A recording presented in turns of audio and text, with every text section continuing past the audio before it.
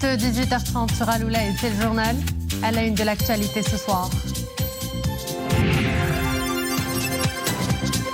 À Safi, les premières journées scientifiques du médecin se penchent sur la place des soins de santé primaire dans le nouveau système sanitaire. L'occasion pour les praticiens de revoir les méthodes de diagnostic et de prise en charge et de s'enquérir des dernières avancées scientifiques. Puis direction la métropole casablancaise pour jeter la lumière sur un problème qui rythme le quotidien des Casablancais, les bouchons. Depuis quelques semaines déjà, la ville est un chantier à ciel ouvert. Les travaux d'aménagement des nouvelles lignes de tramway congestionnent le trafic et rendent difficile la vie des Casablancais. Autre escale de cette édition, la Cité des Alizés à l'heure du Maroc rallye équestre. Une compétition qui réunit 18 cavaliers pour l'amour de la nature et la promotion de l'écotourisme.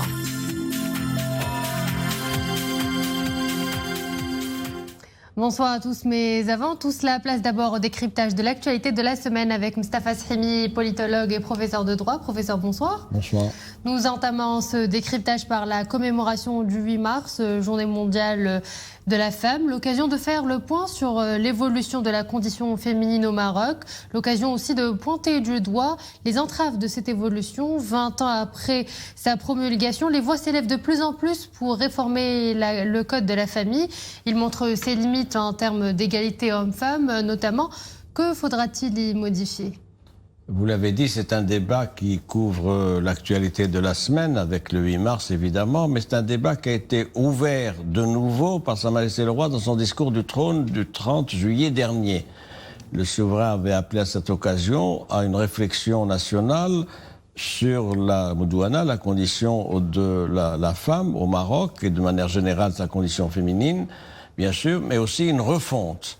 Alors, il y a des débats, il y a des propositions qui sont faites par un certain nombre d'acteurs. Je pense à des acteurs du pôle moderniste, si vous voulez, progressiste, notamment des partis comme le PPS, le SFP, qui ont fait des propositions dans ce sens, plus des mouvements associatifs féminins, qui sont évidemment en première ligne. Et de l'autre côté, il y a un pôle, disons, conservateur, qui, sur ce plan-là, a des positions différentes, notamment sur la question de l'héritage. En tout cas, ce qui est sûr, c'est qu'il faut aller au-delà du débat.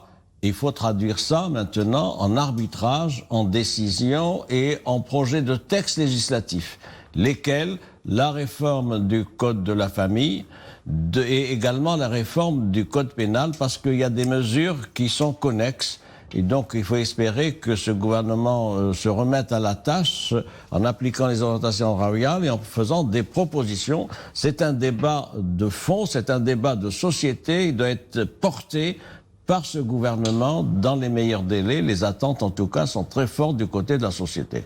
Autre titre à la une de l'actualité cette semaine, l'ambassadeur représentant permanent du Maroc auprès de l'ONU, Omar Hilal, est monté au créneau pour dénoncer dans 2 lettres adressées ce mercredi au secrétaire général de l'ONU ainsi qu'au président et membre du Conseil de sécurité la complicité de l'Afrique du Sud avec l'Algérie et le Polisario, son appropriation inconditionnelle de l'agenda géopolitique de l'Algérie et son aveugle soutien idéologique au groupe séparatiste armé en réaction à une lettre circulée par la mission permanente de l'Afrique du Sud auprès de l'ONU sur le Sahara marocain. Comment expliquez-vous cette connivence flagrante entre Alger et Johannesburg ? D'abord, la réaction de l'ambassadeur Omar Hilal aux Nations Unies est une réaction de fermeté qui fait suite à une lettre envoyée par l'ambassadeur d'Afrique du Sud, donc au secrétaire général de l'ONU. C'est une lettre qui met les choses à plat pour dire quoi ? Pour dire qu'on ne comprend pas que l'Afrique du Sud se comporte comme un facteur de l'Algérie, puisque c'est l'Algérie qui héberge, abrite, finance le mouvement séparatiste qui est dans les camps de Tindouf. Deuxième point, il y a une contradiction pour ce qui est de l'Afrique du Sud, parce que d'un côté, les parties prenantes, comme le Maroc, d'ailleurs d'autres pays, dans les opérations de maintien de la paix en Afrique en particulier, et en même temps, elle soutient un mouvement séparatiste qui se distingue par quoi ? Qui se distingue par le fait que ce sont des milices armées dans un écosystème de trafic, de terrorisme, etc. Ça a été révélé par une enquête d'un journal allemand sérieux, le Die Welt, qui a fait état précisément des connexions entre le mouvement séparatiste et les milieux terroristes, de trafic, etc. La lettre de notre ambassadeur fait également justice de ce qui a été avancé par l'Afrique du Sud à propos de la situation des droits de l'homme dans le Sahara. L'ambassadeur sud-africain aurait été mieux inspiré de se reporter au texte de la résolution du Conseil de sécurité la numéro 2654 de la fin octobre dernier, où le Conseil de sécurité salue les efforts du Maroc pour ce qui est de la consolidation des droits de l'homme. Et ce même ambassadeur représentant l'Afrique du Sud aurait dû se pencher sur la situation des droits de l'homme dans les camps de Tindouf, lesquels camps ne permettent pas l'enregistrement des réfugiés. Voilà où il est nœud. Donc sur ce plan-là, il faut de la fermeté, ça a été fait. Et on aurait aimé que l'Afrique du Sud apporte sa contribution, elle qui prône la stabilité, le dialogue, le règlement pacifique, etc., apporte son concours à l'application et au soutien de la résolution du Conseil de sécurité et qu'elle invite son pays allié, l'Algérie, donc à davantage de mesures et de sagacité quant à la recherche des solutions de compromis. Nous en sommes là. J'ajoute que l'Afrique du Sud a des problèmes de politique intérieure qui sont énormes et j'aurais aimé que cet officiel sud-africain se mobilise et mobilise son gouvernement sur des questions fondamentales. Savez-vous que le taux de chômage en Afrique du Sud est de 35%? 35%. C'est le chiffre de la Banque mondiale, et que c'est le pays le plus inégalitaire dans le monde selon un classement de la Banque mondiale. Il y a 21% de la population qui est sous le seuil de la pauvreté, 1,9 $ par jour et par personne. Et donc, il faut inviter l'Afrique du Sud à se préoccuper de ces questions de politique intérieure avant de venir se mêler de choses qui ne la concernent pas, où elle n'est que le facteur, je l'ai dit, de l'Algérie. Et professeur, autre temps politique fort de la semaine, le Maroc confirme son leadership en Afrique. Le Royaume a demandé devant l'Assemblée générale de l'ONU à ce que le continent soit représenté au futur Conseil de sécurité par 2 sièges permanents et 3 autres sièges non permanents. Cette demande vient-elle renforcer une exigence des pays africains qui s'estiment plutôt lésés? Oui, parce que le système des Nations Unies tel qu'il a été mis sur pied en 1945 est un système qui doit être fortement corrigé. Alors il y a un groupe de travail qui s'attache à cela depuis 17 ans. Ça fait 17 ans qu'il y a des commissions, des groupes de travail sur une réflexion quant à la réforme du Conseil de sécurité. Aujourd'hui, les choses s'accélèrent. Les choses ne peuvent pas rester en l'état au niveau du Conseil de sécurité puisqu'il y a 5 membres permanents, vous le savez, 10 non permanents pour un mandat de 2 ans. Tout ça est à revoir. Sur quelle base? Sur une base géographique, sur une base de population, sur une base de prise en charge des problématiques du monde d'aujourd'hui, changement climatique, etc. Le Maroc, avec une quarantaine d'autres pays, a soutenu la position que vous avez évoquée, c'est-à-dire une augmentation du chiffre des membres permanents, 5, ça passerait à 10, et un quota qui serait donné donc par région à ce moment-là. L'Afrique aurait 3. Sur ce plan-là, c'est une position qui est tenable, c'est une position qu'il faut consolider. Et je pense que l'Organisation mondiale aujourd'hui est dans une phase de maturation pour des réformes de Conseil de sécurité. Pourquoi? Parce que le Conseil de sécurité relève d'une conception aristocratique héritée de la Seconde Guerre mondiale. Le monde d'aujourd'hui, 2023, n'est pas celui de 1945. Et c'est la voix du Sud, du Grand Sud, qui tient à se faire entendre. Et il faut espérer que ça donne des résultats. Professeur Mostafa Sahimi, je vous remercie pour cet éclairage. Je rappelle que vous êtes politologue et professeur de droit. Merci à vous. Page santé à Séfi, les éminents spécialistes de la province étaient en congrès ce week-end. Les premières journées scientifiques du médecin ont réuni praticiens et pharmaciens autour de l'évolution des soins de santé primaire, une vaste approche de santé publique longuement débattue, comme nous le verrons dans ce reportage signé Abdelghani Tahraoui et Marie Messi. Surtout après un accouchement ou bien après une césarienne.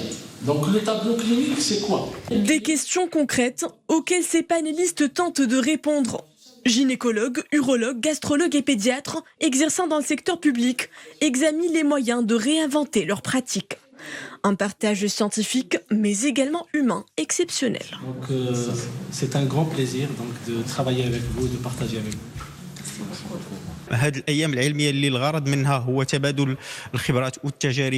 C'est l'occasion pour nous, praticiens, de revoir nos méthodes de diagnostic et de prise en charge. C'est toujours très enrichissant d'échanger avec les confrères et de s'enquérir des dernières avancées scientifiques. Ceci nous permet de hisser la qualité des prestations offertes à nos patients.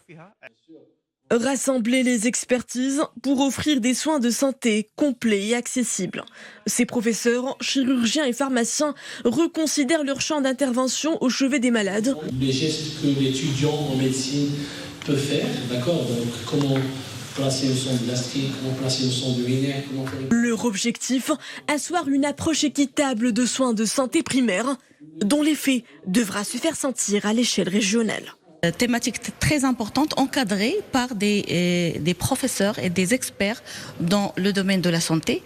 Plusieurs thématiques ont été discutées et le plus important, c'était la place des soins de santé primaire dans le nouveau système de santé, le nouveau système de santé qui est un chantier royal. Et ça a été l'occasion de partager l'expérience et de partager des bonnes pratiques avec nos experts et aussi encadré par des cadres du ministère de la Santé. Nous aspirons à travers cette action à ce que le chantier de réforme des soins de santé primaire puisse voir le jour au niveau de la province, et ce conformément aux hautes orientations royales relatives à la refonte du système de santé. Ces professionnels appellent à faire des soins de santé primaire partie intégrante du système de santé publique. Un large éventail de prestations de première ligne qui se veut intégré et accessible à tous. Cap à présent sur Casablanca où depuis quelque temps la circulation est suspendue dans un certain nombre de tronçons de la ville et pour cause des travaux d'aménagement, notamment ceux liés à la réalisation de nouvelles lignes de tramway. Un vrai casse-tête pour les usagers de la route qui n'en peuvent plus. C'est un reportage signé Fatiha Oumrar, Mohamed Chekir avec un commentaire de Boub Kervnabret. Des bouchons interminables. Casablanca vit au rythme des embouteillages. La circulation est fortement perturbée. Sont impactés les axes menant à Ouled-Zien et au quartier d'Erb Oumar. En cause, les nombreux travaux entrepris dans la ville, notamment ceux liés à la réalisation de lignes du tramway. Casablanca connaît un fort trafic, particulièrement au niveau de l'avenue Ouled-Zien. L'axe était fluide à la circulation avant le début des travaux. L'avenue fait actuellement l'objet de rénovations. Cela provoque les embouteillages que vit la métropole aujourd'hui.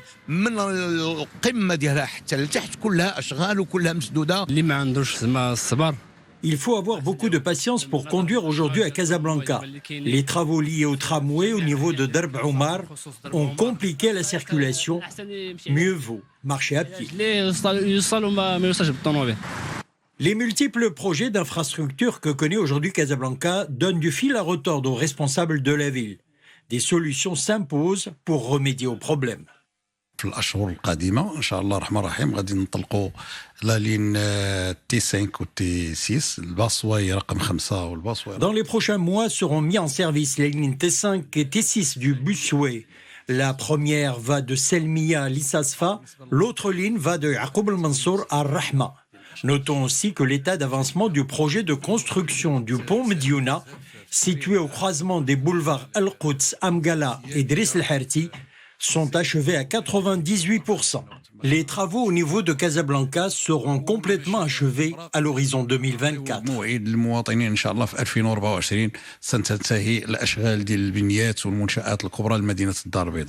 Si la multiplication des chantiers d'importance à travers Casablanca aggrave les problèmes de circulation, ils promettent de relooker la ville de fond en comble et de changer la vie de ses habitants. La métropole se prépare pour accueillir le mois sacré de Ramadan, la 6e édition de l'exposition ramadanesque qui a été lancée, une manifestation annuelle qui réunit chaque année et qui rassemble des exposants venus de différentes régions du royaume.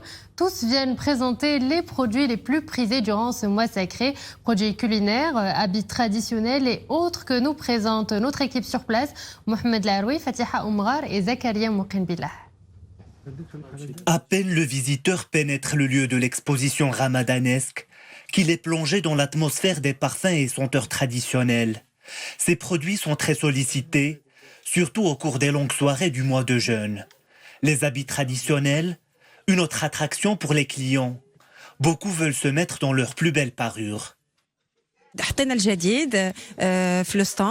Nous présentons de nouveaux produits, djellaba, kimono et caftan léger, que les femmes peuvent porter lors du ftour.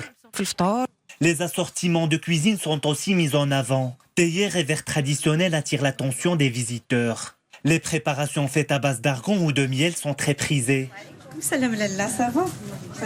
Les visiteurs ne manquent pas la fameuse séance dégustation. Une mise en bouche pour apprécier les douceurs habituelles du mois de Ramadan.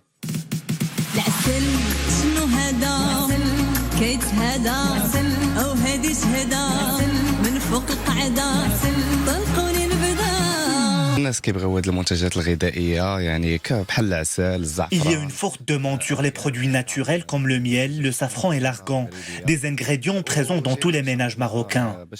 Joyaux et parures ne sont pas en reste. Toute une variété de bijoux est présentée aux visiteurs de l'exposition ramadanesque. Une invitation à magnifier la beauté et la grandeur du mois sacré à travers les différentes facettes. Un mot de sport, Souera accueille une nouvelle édition du rallye équestre Maroc. 18 participants de plusieurs pays d'Europe et du Maroc.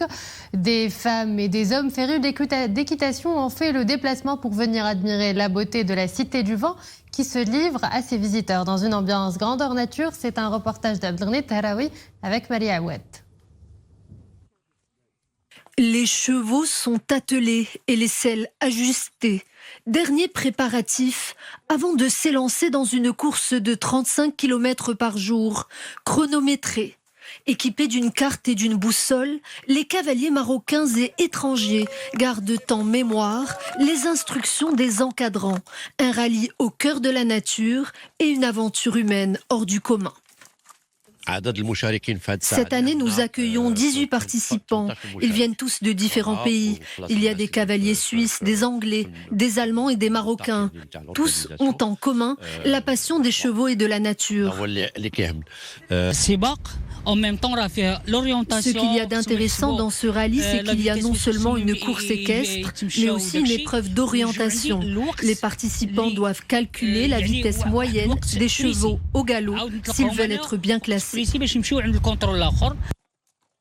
Découvrir autrement, à travers des espaces protégés, le Maroc et la biodiversité de ses régions. Tel est le concept de cette seconde édition du rallye équestre. Une jolie manière aussi de promouvoir le tourisme vert. Je viens de l'Allemagne et je suis très fière d'être part de cette rallye Maroc équestre. C'est notre premier essai. On a ma copine Anya de l'Allemagne aussi. Et voilà, on est très fiers d'être là avec toute l'équipe et tout le groupe. Qu'ils soient cavaliers amateurs ou professionnels, tous ont en commun l'amour des grands espaces et la protection de la nature, une parenthèse éco-responsable pour inciter à la protection de l'environnement.